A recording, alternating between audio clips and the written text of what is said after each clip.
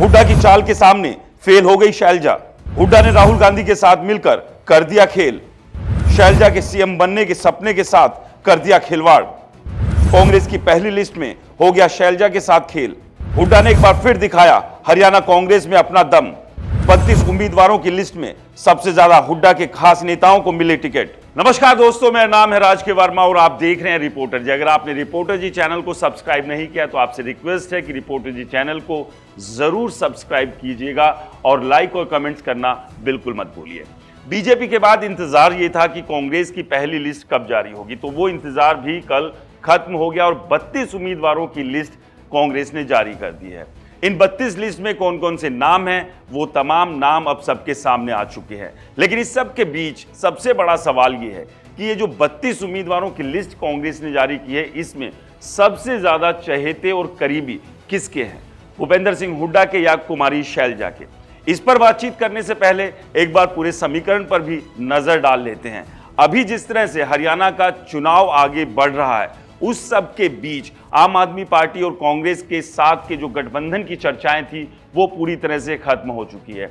अब आम आदमी पार्टी अकेले दम पर ही हरियाणा के विधानसभा चुनाव में चुनाव लड़ने के लिए मैदान में उतरेगी। लेकिन ऐसे में अब सबसे बड़ा सवाल ये होगा कि आम आदमी पार्टी जब अकेले दम पर चुनाव लड़ेगी तो उससे सबसे ज्यादा नुकसान किसे होगा, बीजेपी को या कांग्रेस को? तो आपको बता दें, इसका सबसे ज्यादा नुकसान कांग्रेस को होने वाला है, क्योंकि बीजेपी से नाराज वोटर्स को एक और विकल्प यहां पर आम आदमी पार्टी के तौर पर मिल जाएगा। यानी कि जो वोट सीधे सीधे कांग्रेस के पास जाना था, उस वोट में डिवीजन होने के पूरे चांसेस अब बन गए हैं।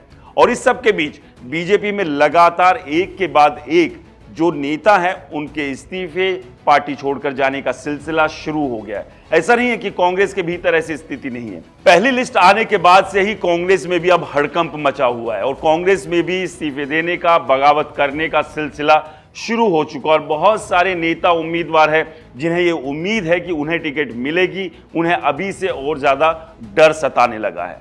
लेकिन इस सब के बीच एक बार फिर से बात करेंगे कि आखिरकार हरियाणा कांग्रेस के भीतर हुड्डा क्या जीत गए हैं और कुमारी शैलजा क्या हार गई? और ये जो हम बता रहे हैं वो पहली लिस्ट के हिसाब से बता रहे हैं। जो पहली लिस्ट कांग्रेस ने जारी की है, उस लिस्ट में क्या भूपेंद्र सिंह हुड्डा ने बाजी मारी है और कुमारी शैलजा जो है एक बार फिर से पीछे रह गई है? क्योंकि लोकसभा चुनाव में भी कुछ यही स्थिति बनी थी और उसके बाद से लगातार कुमारी शैलजा फ्रंट फुट पर आकर खेल रही थी और भूपेंद्र सिंह हुड्डा, दीपेंद्र हुड्डा और तमाम जो हुड्डा गुट के नेता हैं उनको निशाने पर ले रही थी।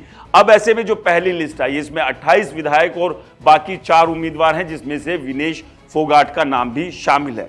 तो आपको बता दें कि इस 32 उम्मीदवारों की लिस्ट में कुमारी शैलजा के जो करीबी हैं वो मुश्किल से 3 से 5 ही हैं। यानी कि ज्यादातर, या यूं कहें कि बाकी सभी जो समर्थक कहें या करीबी कहें, वो भूपेंद्र सिंह हुड्डा के इस 32 उम्मीदवारों की लिस्ट में शामिल की गए हैं। तो ऐसे में अब सवाल यह है कि जो दूसरी लिस्ट आएगी उसमें भी क्या प्राथमिकता भूपेंद्र सिंह हुड्डा के करीबियों को मिलेगी, भूपेंद्र सिंह हुड्डा को मिलेगी जिस तरह से पहले लिस्ट जारी की गई है, या फिर इसको इस तरह से देखा जाए कि अभी फिलहाल कांग्रेस सेफ खेल रही है? जिस तरह से बीजेपी में उठापटक मची हुई है, उससे कांग्रेस को भी कहीं ना कहीं यह इशारा मिल गया है कि एक साथ अगर बहुत ज्यादा उम्मीदवारों के नामों की घोषणा करती है तो यही स्थिति कांग्रेस के भीतर भी हो जाएगी। यानी कि ये जो बागी है वो आम आदमी पार्टी या किसी दूसरे दल में जा सकते हैं और आम आदमी पार्टी अब दूरबीन लेकर बीजेपी और कांग्रेस के ऐसे ही उम्मीदवारों को ढूंढ रही है जो कि जिताऊ हो सकते हैं उसके लिए, और वो उन्हें अपने साथ लाकर इनके खिलाफ लड़ने का काम करेगी। तो अब लेकिन इस सबके बीच सवाल वही है जो हम आपके लिए भी छोड़े जाते हैं कि क्या पहली लिस्ट के हिसाब से भूपेंद्र सिंह हुड्डा जीत गए हैं और कुमारी शैलजा जो है पहली लिस्ट के हिसाब से हार गई है? आपको क्या लगता है, हमें कमेंट्स कर जरूर बताएं। रिपोर्टर जी चैनल को सब्सक्राइब नहीं किया है तो दोस्तों चैनल को सब्सक्राइब करना ना भूलें।